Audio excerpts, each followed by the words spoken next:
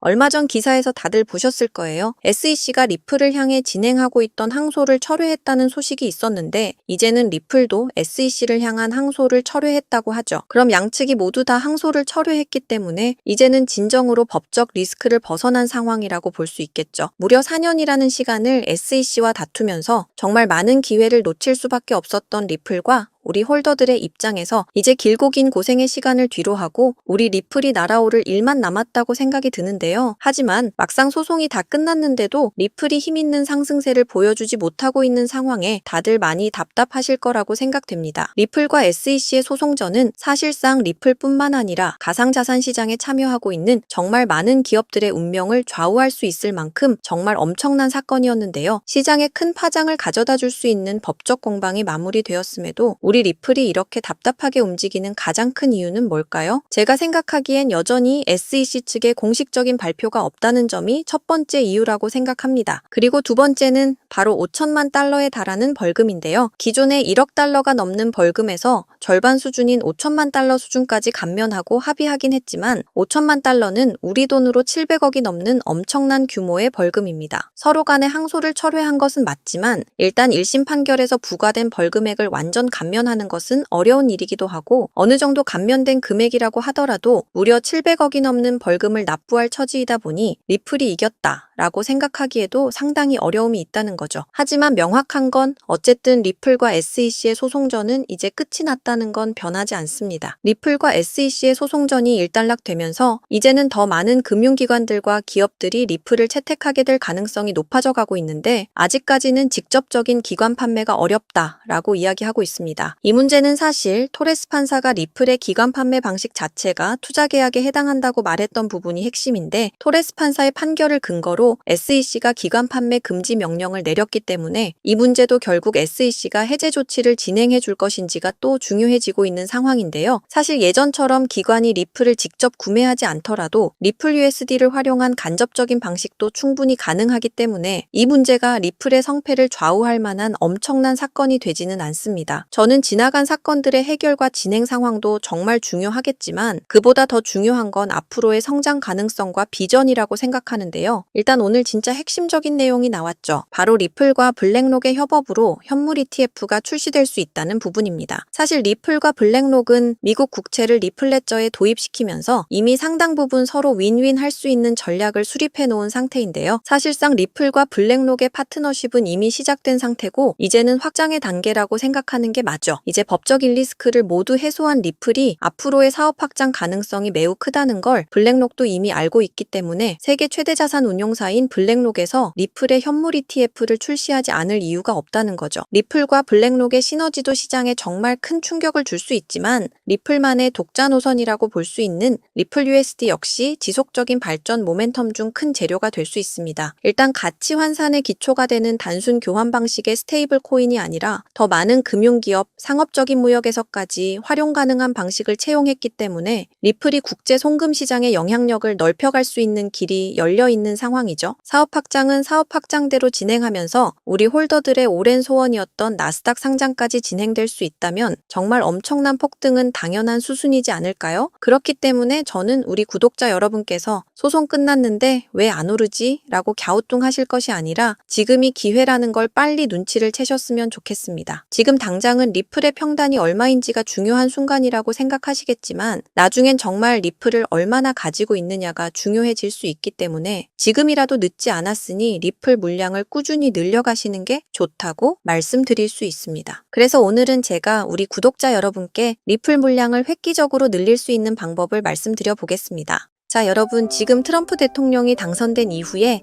시장이 크게 상승할 거라고 믿었던 사람들이 정말 많았는데 지금은 어떤가요? 오히려 패닉에 가까운 매도세로 인해 고통스러운 시간만 이어지고 있는데요. 하지만 저는 지금의 조정은 아주 일시적인 현상이고 결국 우리는 2025년에 경제적 자유를 이룰 수 있는 기회를 마주하게 될 것이라 믿습니다. 그동안 정말 지긋지긋했던 월급쟁이의 삶에서 쳇바퀴 굴리며 살았던 우리의 삶이 주마등처럼 지나가신 분들 정말 많았을 텐데요.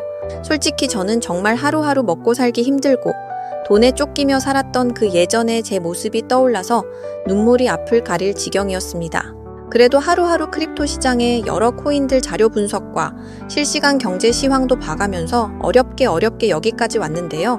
드디어 그 빛을 발할 수 있는 인생의 몇 안 되는 절호의 기회가 제 앞에 그리고 여러분 앞에 떡하니 찾아오게 된 겁니다.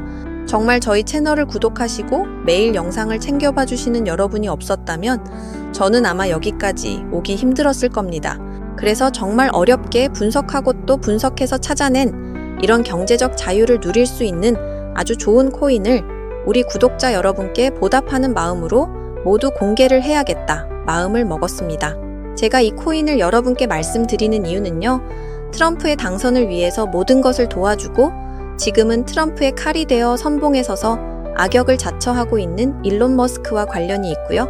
일론 머스크와 더불어 세계 최대 자산운용사인 블랙록 그리고 트럼프까지 연관이 되어 있기 때문입니다. 자, 지금의 밈코인의 생태계가 탄생한 바탕과 기틀을 마련한 세계 최고의 부자인 일론 머스크가 현재 전 세계에서 주목을 받고 있는 이유는 앞에서 말씀드렸듯이 트럼프와 매우 밀접한 행보를 보여주고 있는 덕분이죠. 지금 그 누구보다 트럼프의 정책을 강하게 지지하고 정부 효율부라는 부서의 수장으로서 트럼프의 칼이 되어 연일 이슈몰이를 하고 있는 상황인데요.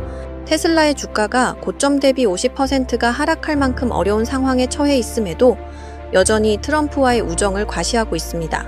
일론 머스크는 트럼프 대통령 선거 당시부터 다양한 지지 활동을 해왔고 트럼프의 선거 유세장에서 사상 처음으로 트럼프를 위한 찬조 연설은 물론 미국 대선에 정말 큰 영향을 끼쳤던 펜실베니아주에서 단독 선거 유세까지 진행을 했었죠. 심지어 머스크 본인이 만든 정치 기부 단체인 아메리카팩을 통해서 수백억 원에 달하는 자금을 동원해서 트럼프를 지지하는 유권자를 모으기도 했습니다. 사실상 도지파더로 불리웠던 일론 머스크는 크립토 시장에서 많은 유권자들을 설득하고 트럼프가 당선되는 데 있어서 큰 영향을 끼친 건 사실이죠. 하지만 지금 상황은 좀 달라졌죠. 거침없는 발언과 행동들로 테슬라는 물론 도지코인의 가격까지 하락세를 면치 못하고 있는데요.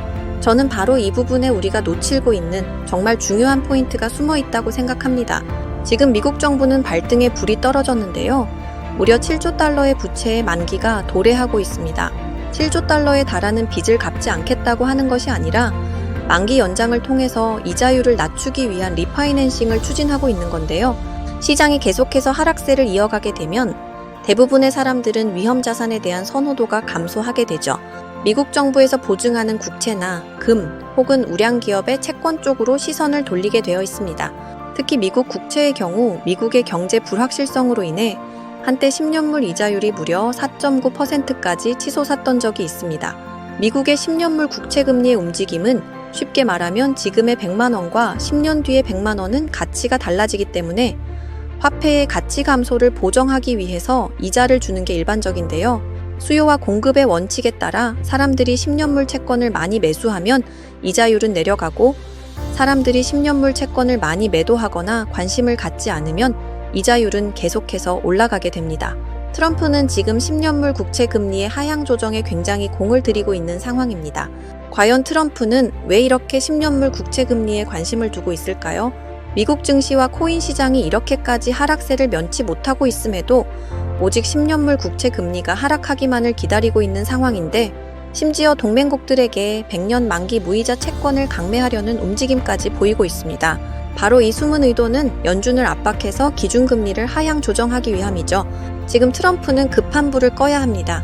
트럼프 행정부를 향해 달려오고 있는 무려 7조 달러의 채무를 더 낮은 이율로 재연장하기 위해서 의도적으로 시장을 크게 휘청거리게 하고 있다는 걸 알고 계셔야 합니다. 여러분 다들 아시는 것처럼 트럼프는 본인의 취임식 하루 전에 오피셜 트럼프라는 밈코인을 발행할 정도로 시장에 대한 이해도와 활용도를 충분히 알고 있는 사람입니다. 바로 이 트럼프가 미국의 국채 문제와 미국의 부채 문제를 해결하기 위해서 코인 시장을 활용하고 있다는 증거를 찾았습니다. 지금 보시는 화면은 트럼프가 소유한 일부 재단의 지갑 주소인데 화면에서 보시는 것처럼 정말 많은 양의 코인들을 보유하고 있습니다. 정말 많은 코인들을 보유하고 있지만 최근 갑작스럽게 물량이 증가하고 있는 정말 이상한 코인을 하나 발견했는데요. 지금 화면에 나오고 있는 종목이 바로 트럼프 재단에서 의도적으로 모아나가고 있는 바로 그 코인입니다. 제가 이 종목에 대해서 자세히 좀 찾아보니 세계 최대의 자산운용사인 블랙록이 함께 엮여 있다는 부분도 알 수 있었고, 국채를 소각하고 활용할 수 있다는 방안에서 트럼프의 정책적인 부분과도 정확히 일치하고 있음을 확인했습니다. 관세를 통해 시장을 뒤흔들고 동맹국들에게 100년 만기 무이자 채권을 압박할 정도로 트럼프는 지금 매우 급한 상황이기 때문에 역으로 시장의 침체를 만들어 저렴한 가격에 맷집을 진행하고 미국 정부가 주도하는 블록체인 전략을 통해 미국을 가상화폐 수도로 만들겠다는 전략까지 완벽하게 이행할 수 있게 되는 거죠. 자, 방금 보셨던 바로 이 종목을 저도 매집해보려고 합니다.